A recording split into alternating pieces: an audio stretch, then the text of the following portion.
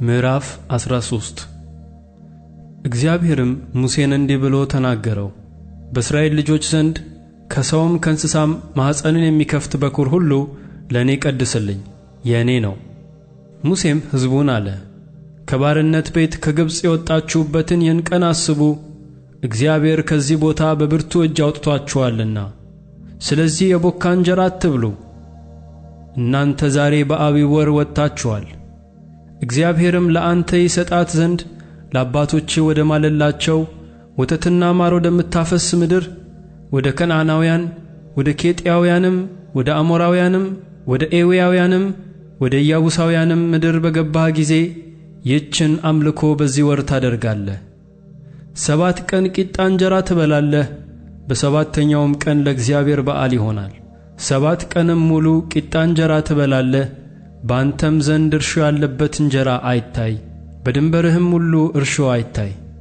በዚያም ቀን ከግብፅ በወጣው ጊዜ እግዚአብሔር ስላደረገልኝ ነው ስትል ለልጅህ ትነግረዋለህ። እግዚአብሔር በብርቱ እጅ ከግብፅ አውጥቶሃልና የእግዚአብሔር ሕግ በአፍህ ይሆን ዘንድ በእጅህ እንደ ምልክት በዓይኖችህም መካከል እንደ መታሰቢያ ይሁንልህ።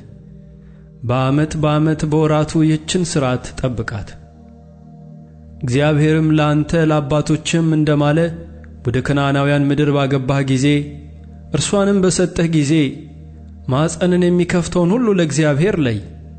ከሚሆንልህ ከብት ሁሉ ተባት ሆኖ አስቀድሞ የተወለደው ለእግዚአብሔር ይሆናል።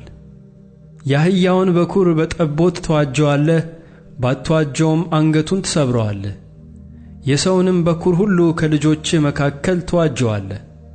እንዲህም ይሆናል፣ በሚመጣው ጊዜ ልጅህ ይህ ምንድር ነው ብሎ በጠየቀህ ጊዜ እንዲህ ትለዋለህ፣ እግዚአብሔር በብርቱ እጅ ከባርነት ቤት ከግብፅ ምድር አወጣን።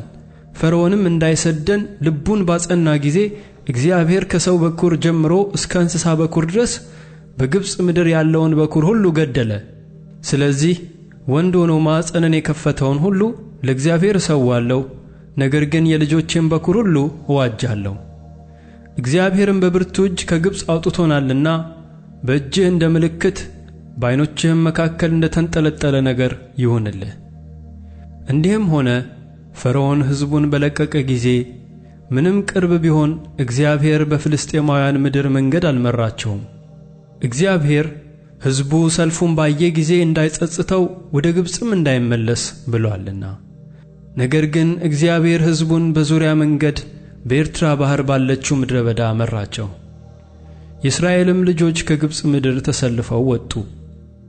ዮሴፍም እግዚአብሔር ሳይጎበኛችሁ አይቀርም፣ አጥንቶቼንም ከዚህ ከእናንተ ጋር ታወጣላችሁ ብሎ የእስራኤልን ልጆች አምሎአቸው ነበርና ሙሴ የእርሱን አጥንቶች ከእርሱ ጋር ወሰደ። ከሱኮትም ተጓዙ፣ በምድረ በዳውም ዳር በኤታም ሰፈሩ። በቀንና በሌሊትም የሄዱ ዘንድ መንገድ ሊያሳያቸው ቀን በደመና ዓምድ ሊያበራላቸውም ሌሊት በእሳት ዓምድ እግዚአብሔር በፊታቸው ሄደ። የደመና ዓምድ በቀን የእሳት ዓምድ በሌሊት ከሕዝቡ ፊት ከቶ ፈቀቅ አላለም።